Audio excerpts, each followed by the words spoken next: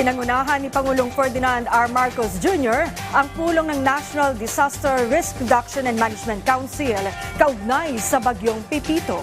Inalerto ng Pangulo hindi lamang ang mga ahensya ng pamahalaan kundi maging ang publiko dahil sa banta ng daluyong o storm surge. Nagbabala rin ang pag-asa na magiging magdamagan ang pag-ulan. Yan ang ulat ni Clazel Pardilla. Hindi pa man tumatama sa lupa, nakataas na sa signal number 2 ang ilang lugar na posibleng hagupitin ng bagyong Pepito.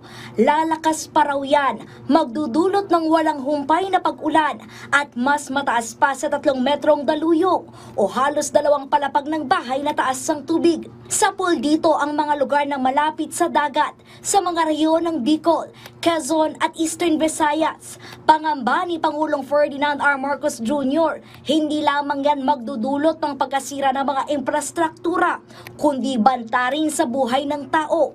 Inatasan na ni Pangulong Ferdinand R. Marcos Jr. ang mabilis na paglikas bago pa mangyari ang sakuna. Ito ang napakadelikado dahil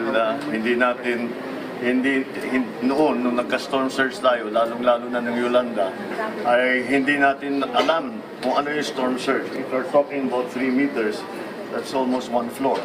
So, kailangan talaga nating abisuhan ang mga LGUs natin na nakikita natin na baka abutan ng storm surge. So, this is what we are concentrating. Ngayong gabi nakatakdang magsagawa ng evacuation ng DILG sa mga lugar na posibleng tamaan ng daluyong.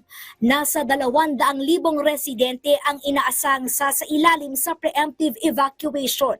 Kasabay nito ang pagdideploy ng mga pulis. Ang lagi kinakatakutan kasi ng may bahay dito, lagi kinakatakutan ng may bahay ay yung mananakawan sila. So kasama doon ang PNP para siguro na walang hindi magkakanakawan. Sir, mandatory meaning forced evacuation? Yes, pipilitin talaga na mag-evacuation lalo na sa coastal kahit ayaw nila.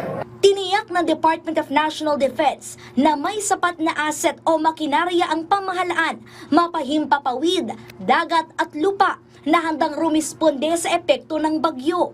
The airlift capability for pagdala ng mga gamit for search and rescue, mga relief goods, etc. ay mukhang nakahanda naman. The airlift, pati na yung mga barko na nagdadala ng mga relief goods. Siniguro naman ng Department of Social Welfare and Development na may 1.3 million na relief goods at madaragdagan pa ng higit 1 milyon upang masiguro ang tulong sa mga maapektuhan ng bagyo. Clazel Pardilla para sa Pambansang TV sa Bagong Pilipinas.